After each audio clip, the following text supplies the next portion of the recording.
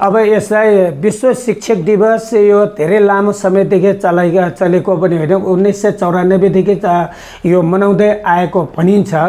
यद्यपि यसलाई नेपालमा त्यति प्राथमिकतामा दिएको पाइँदैन र नेपाल क्रान्तिकारी शिक्षक सङ्घकै सन्दर्भ भन्ने हो भने एउटै मात्र शिक्षक सङ्गठन होला जसले प्रत्येक वर्ष चैत्र 29 गते शिक्षक दिवस मनाउँदै आएको छ।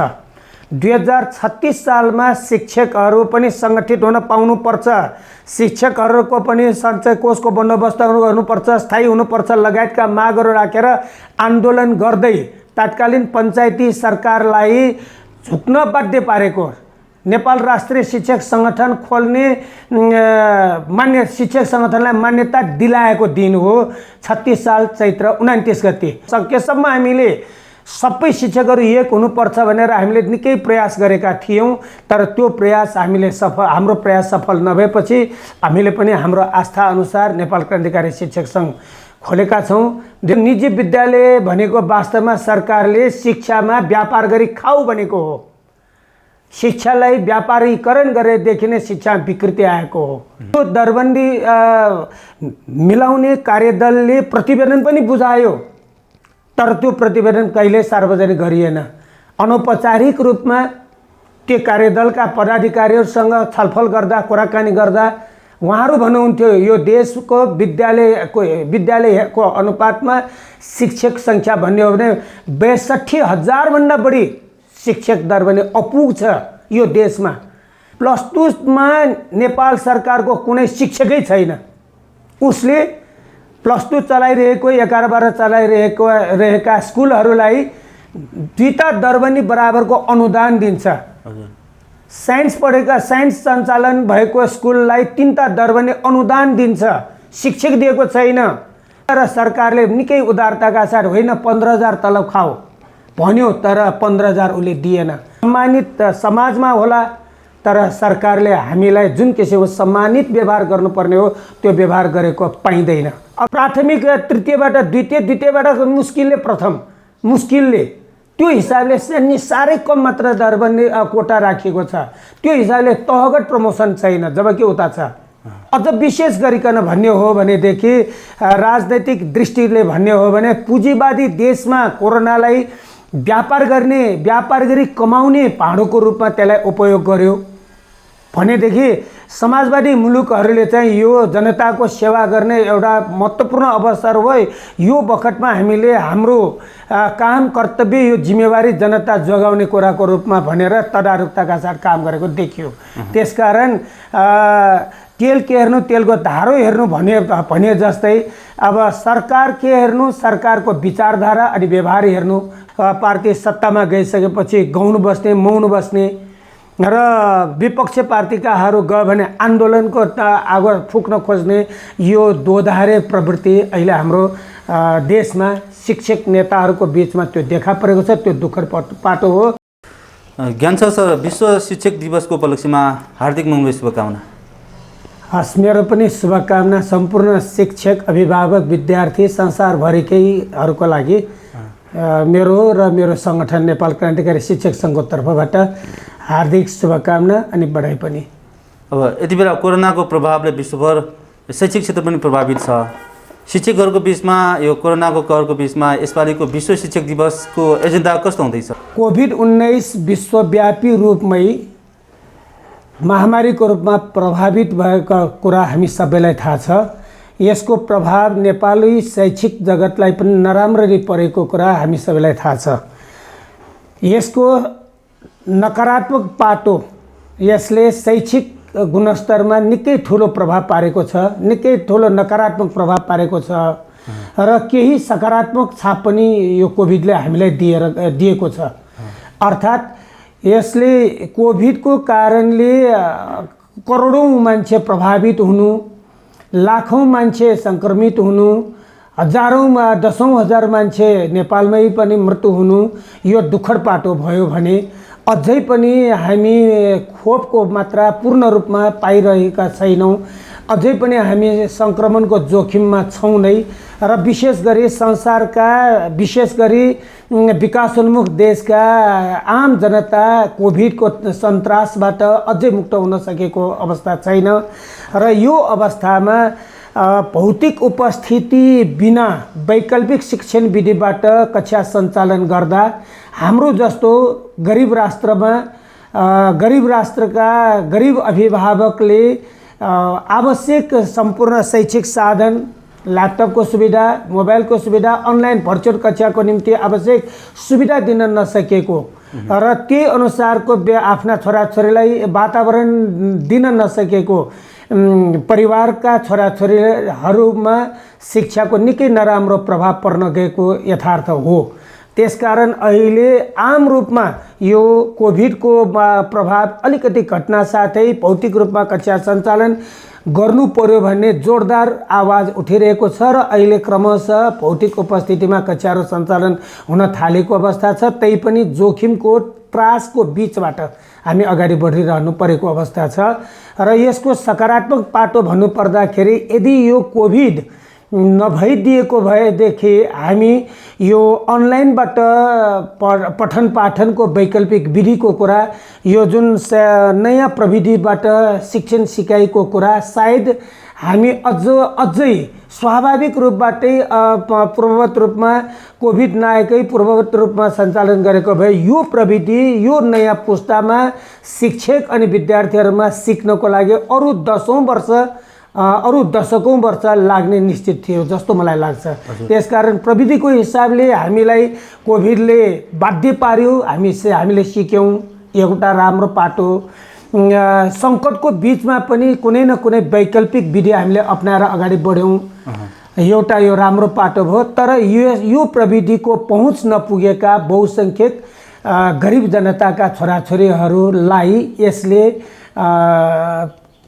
पहुँच नपुगेकाहरूलाई यसले त्यति फाइदा नभएको हुनाले अहिले भौतिक उपस्थितिको आवाज उठेको हो। हजुर, विशेष गरी शिक्षक दिवसको सन्दर्भले जोडेर कुरा गर्दा होइन, अब कोरोनाकै कारणले शिक्षकहरूलाई कस्तो प्रभाव पर्यो? विद्यार्थीहरू त पढ्न पाएन होइन, पहुँचयुक्त भएन भन्ने गुनासोहरू सुनिन्छ। शिक्षकहरूलाई कोभिडले को किसान, को शिक्षक, को मजदुर, को धनी, को गरिब भनेको छ जस्तो लाग्दैन।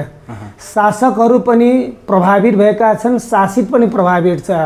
त्यसकारण यसले शिक्षकलाई मात्र यो शिक्षकलाई यो भाइरसले नछुने भन्ने कुरा होइन। त्यसैले कोभिडले को शिक्षक, को विद्यार्थी सबै, यदि मेरै नेपाल क्रान्तिकारी शिक्षक सङ्घसँगै सम्बन्धित कुरा गर्ने हो भने पनि धेरैजना शिक्षकहरू सङ्क्रमित हुनुभएको छ।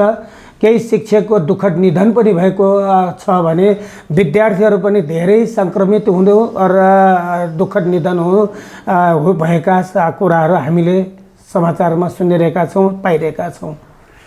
कोरोना सङ्क्रमण रोकथामका लागि चाहिँ एसएमएसको सिद्धान्त छ होइन, सामाजिक दूरी कायम गर्ने, मास्क लगाउने, त्यसै गरी सेनिटाइजर प्रयोग गर्ने भनेर चाहिँ भनिएको छ, सरसफाइमा जोड दिने भनिएको छ।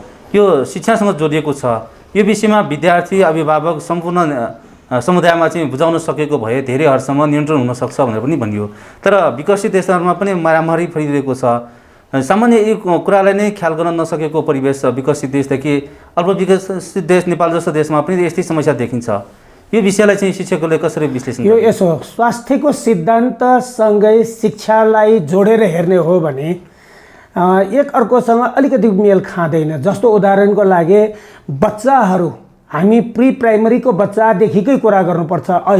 अहिले सबैभन्दा जोखिम 18 वर्ष मुनिका जसको लागि हामीले खोपको व्यवस्था गर्नै सकेका छैनौँ।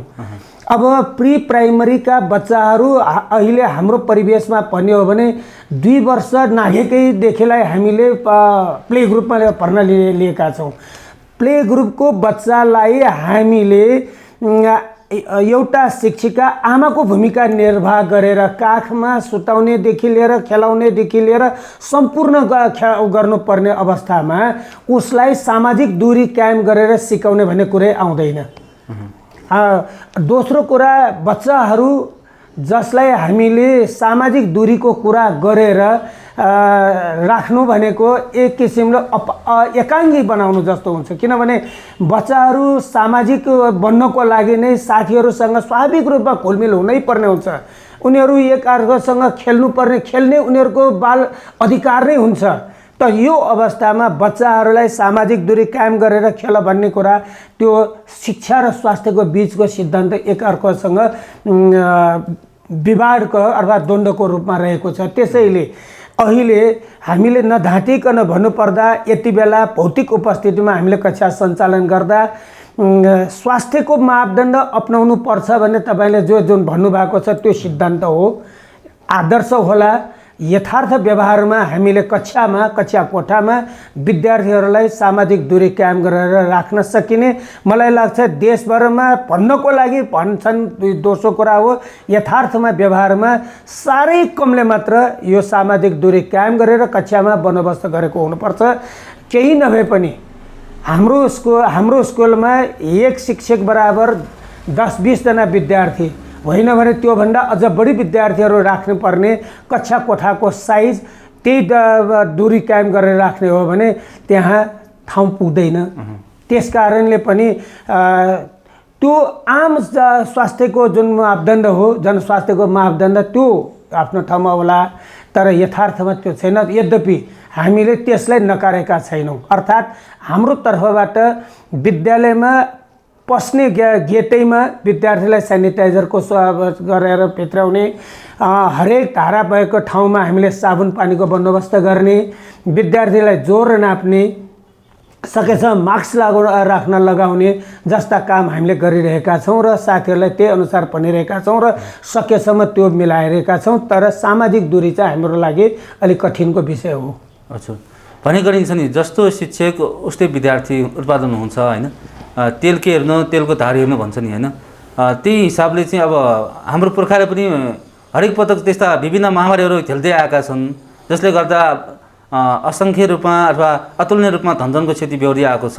अहिलेको कोरोनाको कारणले पनि सामान्य रूपमा मात्रै हुन्छ भनेर चाहिँ आकलन गरिएको थियो। अहिले त 50 लाख मान्छे मर्ने बेला भइसक्यो होइन। त्यस्तो अवस्था सिर्जना हुनुमा हाम्रा शिक्षकहरूले चाहिँ समुदायलाई चाहिँ अथवा विद्यार्थीलाई राम्रो शिक्षा दिन नसक्नुको परिणाम हो कि के छ? विश्वभर परेको प्रभाव यसलाई हामीले शिक्षकहरूमाथि भन्नुभन्दा पनि सम्पूर्ण आम नेपालीहरूको अभिभावकत्व जिम्मेवारी लिइराखेको सरकारी निकायले यसको विशेष पहल गर्नुपर्ने हो।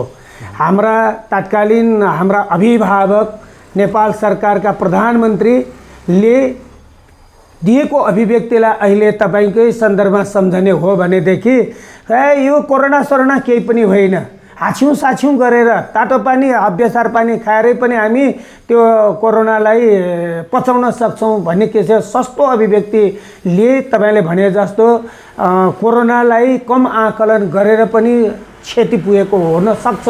त्यो होइन म भन्दिनँ। यो जस्तो चीनमा देखा पर्ना साथ त्यहाँको सरकारले जुन तदारुकताका साथ बन्दोबस्त गर्यो र कोरोनालाई नियन्त्रण गर्यो, त्यो तदारुकता यो क्षेत्रमा अझ विशेष गरिकन भन्ने हो भनेदेखि राजनैतिक दृष्टिले भन्ने हो भने पुँजीवादी देशमा कोरोनालाई व्यापार गरी कमाउने भाँडोको रूपमा त्यसलाई उपयोग गर्यो भनेदेखि समाजवादी मुलुकहरूले चाहिँ यो जनताको सेवा गर्ने एउटा महत्त्वपूर्ण अवसर हो। यो बखतमा हामीले हाम्रो काम कर्तव्य यो जिम्मेवारी जनता जोगाउने कुराको रूपमा भनेर तदारुकताका साथ काम गरेको देखियो। त्यसकारण तेल के हेर्नु तेलको धारो हेर्नु भने जस्तै अब सरकार के हेर्नु सरकारको विचारधारा अनि व्यवहार हेर्नु यो सन्दर्भमा पनि उपयुक्त होला। त्यसकारण अहिले सुरु भयो भनिएको वास्तवमा सुरु चीनबाट भएको भन्दा पनि चीनमा पनि बाहिरबाट आएको भन्ने तथ्य बाहिर समाचारमा हामीले पढिरहेका छौँ। तैपनि चीनले आफूमा देखा पर्नासाथ जसलाई जनाउ दिनुपर्ने हो जनाउ दिएर जुन तदारुकताका साथ त्यसलाई नियन्त्रण गर्यो र अहिले पनि समाजवादी मुलुक उत्तर कोरियामा कोरोना मुक्त देशको रूपमा सगौरव घोषणा गरिराखेको छ। त्यो किसिमबाट उसले देशलाई जोगाएको छ। अरूहरू आश्चर्यमा परेका छन्, होला या नहोला भनिरहेका छन्, तर देखाइरहेको छ उसले आफ्नो देशलाई कोरोनाबाट जोगाइरहेको हो। त्यो तदारुकता हाम्रो देशमा नभएको यथार्थ साँचो हो। नेपालमा कोरोनाको सङ्क्रमण बढ्न थालेसँगै राजनीतिक रूपमा पनि उथलपुथल आयो होइन, सत्ता परिवर्तन पनि भयो। यो बेला चाहिँ राजनीतिक कारणले पनि यो कोरोनाको प्रभाव, शिक्षा क्षेत्रको प्रभाव होइन, शैक्षिक क्षेत्रलाई चाहिँ निरन्तरता दिनुपर्ने पक्षमा चाहिँ अब शिक्षाविदहरूले कतिको जोड दिन सक्यो? यो शिक्षालाई कोरोनाबाट मुक्त गरेर अथवा राजनीतिक प्रभावबाट पनि अझ शिक्षामा रोक्नु हुँदैन भनेर चाहिँ हडताल गर्नु हुँदैन भनेर भक्तपुरले अथवा नेपाल क्रान्तिकारी शिक्षक सङ्घले पनि जोड दिन थालिएको छ होइन? त्यो परिवेशलाई चाहिँ कसरी विश्लेषण गरिएको छ? अब यो यसो छ, देश र जनताप्रति उत्तरदायी वहन गर्ने सरकार भएको भए मैले अघि भने जस्तै अत्यन्त तदारुकताका साथ यसलाई लिन्थ्यो। तर हाम्रो देशका शासकहरू एउटा दल मात्र होइन, शासक दलहरू सबै नै जनता मरे मरुन् तर आफ्नो सत्ता जसरी भए पनि टिकाउँ भन्ने अभियानमा उनीहरू जुटे। हामीले देख्यौँ शासकको विरुद्ध प्रतिपक्षहरू सडकमा उत्रेको, हामीले देख्यौँ फेरि शासकहरू सट्टामा उत्रेको अनि शासक भनेकैहरूको बिचमा पनि आदि इत्यादि कुर्सीको झगडा भएको हामीले देख्यौँ। यहाँले भने जस्तै निश्चय पनि राजनैतिक रूपमा आफ्नो स्वार्थ सिद्धिको लागि हजारौँ होइन लाखौँ मान्छे सडकमा उतार्ने एकातिर, अर्कोतिर सरकार आफैले 25 जनाभन्दा बढी भेला हुन पाइँदैन भन्ने, अनि 25 जनाभन्दा बढी भेला हुन नपाइने भन्ने मन्त्रीहरू नै फेरि 100औं जना 1000औं जनाको कार्यक्रमहरू लिएर जाने, यो विरोधाभासको व्यवहार भइरहेको निश्चय पनि हो। त्यो हुँदैन थियो र नेपाल क्रान्तिकारी शिक्षक सङ्घ निश्चय पनि विगतका वर्षहरूमा पनि जस्तो सुकै प्रतिकूल परिस्थितिको बीचमा पनि विद्यार्थीको पढ्ने अधिकारलाई सुरक्षित गर्नुपर्छ भन्ने मान्यतामा हामी थियौँ। निश्चय पनि यो अब सन्दर्भमा पनि कोभिडलाई नियन्त्रण गर्नको लागि सरकारले पहिलो प्राथमिकता शिक्षालाई दिएको भए, शिक्षकलाई दिएको भए, विद्यार्थीलाई दिएको भए यसको दूरगामी प्रभाव देशको भविष्य उज्जवल हुने थियो। तर अहिले सबभन्दा पछिल्लो प्राथमिकता शिक्षामा परेको छ, जबकि त्यो पर्नुपर्ने पहिलो प्राथमिकता, जसरी अहिले खोप आउँदाखेरि पहिलो प्राथमिकता अस्पतालमा बस्ने डाक्टरहरू नर्सहरूलाई भने जस्तै, पत्रकारलाई भने जस्तै, ट्राफिक प्रहरीलाई भने जस्तै त्यही सन्दर्भमा पहिलो प्राथमिकता शिक्षक हुनुपर्थ्यो, विद्यार्थी हुनुपर्थ्यो र कसरी विद्यालय खोल्न सकिन्छ भन्ने त्यो चिन्तन नेपाल सरकारले गरिदिएको भए यसको प्रभाव धेरै कम हुन्थ्यो र देशको निम्ति दूरगामी राम्रो सकारात्मक प्रभाव पर्थ्यो। तर अहिले सकेसम्म सबभन्दा पछाडिको प्राथमिकतामा यसलाई पारिएको छ। यो दुःखद पक्ष हो। अब दशैंपछि विशेष गरेर विद्यालयहरू खुला रूपमा भौतिक उपस्थितिमा खोल्ने भनेर चाहिँ तयारी हुँदैछ भनेर पनि सुनियो होइन? अब यो परिवेशमा एकजनामा सङ्क्रमण हुँदाखेरि देशभर चाहिँ निषेधाज्ञा अथवा लकडाउन गरेको थियो। पछिल्लो दिनमा हरेक दिन हजारौँको सङ्ख्यामा अझै पनि देखिरहेको छ। अब विद्यालय खोल्दा कतिको प्रभावकारी होला, के छ, चुनौती कस्तो होला? होइन, त्यही अहिले अब सरकारले केही दिन अगाडि मात्रै दिएको तथ्यलाई हामीले विश्वास गर्ने हो भने काठमाडौँमै 74%लाई खोप दिइसकेको भनिएको छ। अब यता भक्तपुरतिर पनि र काठमाडौँ उपत्यका नै भनौँ खोपको मात्राको प्राथमिकता बढ्दै गइरहेको छ। पहिलो डोज र दोस्रो डोजको सङ्ख्या बढ्दै गइसकेपछि जति त्यो सङ्ख्या डोज सङ्ख्या बढ्छ त्यति नै सङ्क्रमणको भय कम हुनु स्वाभाविक छ। त्यो तथ्याङ्कले पनि अहिले देखाएको छ। त्यसकारण अब यदि हामीले हाम्रो तालुक मन्त्रालयका मन्त्रीको कुरालाई सुन्ने हो भने अब यो छिटै नै 18 वर्षभन्दा मुनिका विद्यार्थीहरूलाई पनि यो खोपको बन्दोबस्त गर्नको लागि सरकारले 1 करोड मात्रा चाहिँ को व्यवस्था गरिसकेको छ भन्ने कुरालाई हामीले विश्वास गरौँ। छिटोभन्दा छिटो 18 वर्षभन्दा मुनिका विद्यार्थीहरूलाई पनि खोपको बन्दोबस्त गरिदियो भनेदेखि त्यो जुन सङ्क्रमणको भय हो त्यसबाट हामी बस्न सक्छौँ भन्ने मलाई लाग्छ।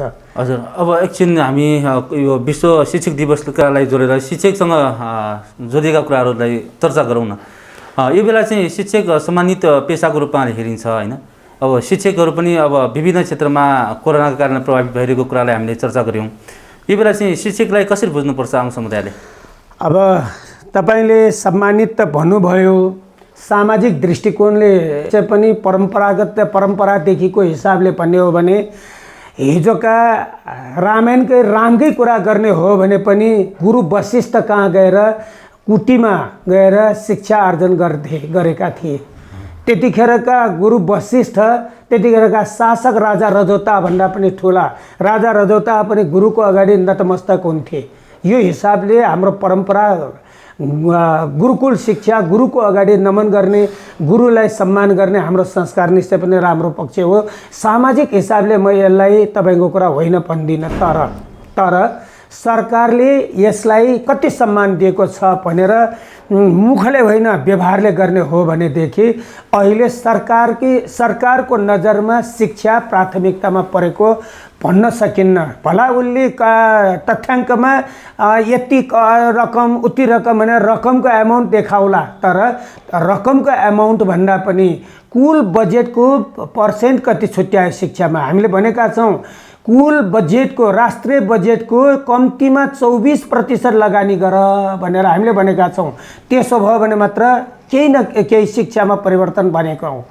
अहिलेकै शासक अथवा भनौँ विगतकै शासक अब एमाले लामो शासन गर्यो अहिले हाम्रो देशमा, त्यो उनको घोषणापत्रले 20% कुल बजेटको 20% छुट्याउने भनेर घोषणापत्रमा भन्यो, तर हामीले यथार्थमा हेर्दाखेरि 10-11 भन्दा अगाडि उसले बढी दिँदैन, छुट्याएन। त्यसकारण मुखले के भन्यो मुख्य होइन, व्यवहारले के गर्यो त्यो हेर्नुपर्छ। र अहिले सम्मानितको हिसाबले भन्ने हो भने निजामती कर्मचारीलाई जुन किसिमको सम्मान सुविधा दिएको छ त्यो सम्मान त्यो सुविधा हामी शिक्षकहरूलाई दिएको छैन। अनेक उदाहरणहरू दिन सकिन्छ, चाहे त्यो घरविदाको कुरा होस्। एउटा खरदारमा निजामती कर्मचारीमा प्रवेश गरेको कुनै व्यक्ति कर्मचारी, शाखा अधिकृतमा प्रवेश गरेको एउटा निजामती कर्मचारी प्रमोसन हुँदै ऊ सचिव पनि हुन सक्छ, देशको मुख्य सचिव पनि बन्न पाउँछ। तर एउटा प्राथमिक तहमा प्रवेश गरेको शिक्षकले जतिसुकै क्षमता विकास गरे पनि, योग्यता विकास गरे पनि ऊ प्राथमिकबाट निमावि तह पनि प्रमोसन गर्न पाउँदैन, निमाविको कोही पनि मावि हुन पाउँदैन। तहगत प्रमोसनको सुविधा छैन। जुनमा जागिर खाएर जुन दरबारमा काम गरे त्यही मात्र हुने भयो। त्यही तहमा प्राथमिक तृतीयबाट द्वितीयबाट मुस्किलले प्रथम, मुस्किलले त्यो हिसाबले साह्रै कम मात्र दरबन्दी कोटा राखिएको छ। त्यो हिसाबले तहगत प्रमोसन छैन। जबकि उता निजामतीमा घरविदाको सुविधा छ। उता अहिले हालसालैकै कुरा गर्ने हो भने पर्यटन काज भनेर वर्षमा 10 दिनको सुविधा छ, तर यता शिक्षकलाई त्यो दिएको छैन। यो हिसाबले सरकारले एउटालाई काखा अर्कोलाई पाखा गरिराखेको छ। तपाईँले भन्नुभयो जस्तै सम्मानित समाजमा होला, तर सरकारले हामीलाई जुन किसिमको सम्मानित व्यवहार गर्नुपर्ने हो त्यो व्यवहार गरेको पाइँदैन। अर्को तपाईँले भने जस्तो सम्मानकै सन्दर्भ भन्यो हो भनेदेखि जापान लगायत विकसित कतिपय देशहरूमा हेर्ने हो भनेदेखि शिक्षाको पहिलो प्राथमिकता जगलाई दिनुपर्छ।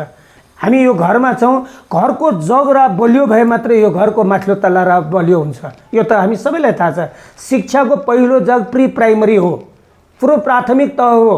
तर पूर्व प्राथमिक तहका शिक्षकहरूलाई यो सरकारले विगतमा 1500 रुपियाँ तलब दिन्थ्यो महिनामा। हामी सम्पूर्ण शिक्षकहरू निकै कराएपछि, विरोध गरेपछि 1500बाट 2000 हुँदै 3000 गर्दै 6000 अत्यन्त मन फुकाएर दियो। 6000 आजको परिस्थितिमा 6000ले जीविका कसरी चल्छ? एउटा भारी बोक्ने भरियाको पनि त्योभन्दा बढी आम्दानी हुन सक्छ। एउटा घरमा काम गरेर, घर बनाउने ठाउँमा काम गरेर जाने मजदुरको पनि त्योभन्दा बढी ज्याला कमाइ हुन्छ। त्यो पनि स्थायी होइन, करारमा 6000 महिनामा। उसले केही नभए पनि एसएलसी पास गरेको, उसले केही नभए पनि +2 पास गरेको, कति त अझ ब्याचलर पास गरेको शिक्षक जनशक्ति छ। तर 6000 साह्रै कराएपछि अहिले 8000 भन्यो न। र सरकारले निकै उदारताका साथ होइन 15000 तलब खाऊ भन्यो, तर 15000 उसले दिएन। बाँकी नपुग चाहिँ प्रदेश सरकारले, स्थानीय सरकारले दिन्छ भनेर ऊ प्रदेश सरकार र स्थानीय सरकारलाई पन्छाउँछ। हाम्रो सङ्घीय सरकार केन्द्रीय सरकार। त्यस कारणले पनि शिक्षालाई सरकारले प्राथमिकता दिएको छैन भन्ने पुष्टि हुन्छ।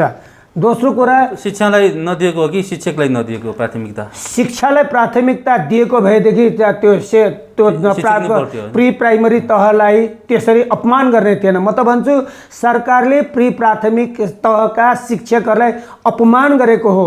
यो अपमानको परिणाम स्वाभाविक छ, नयाँ पुस्तामा देखिन्छ। यो एकदमै घाँसीले गाईलाई पर्याप्त घाँस खुवाएन भनेदेखि गाईले पर्याप्त दुध दिँदैन।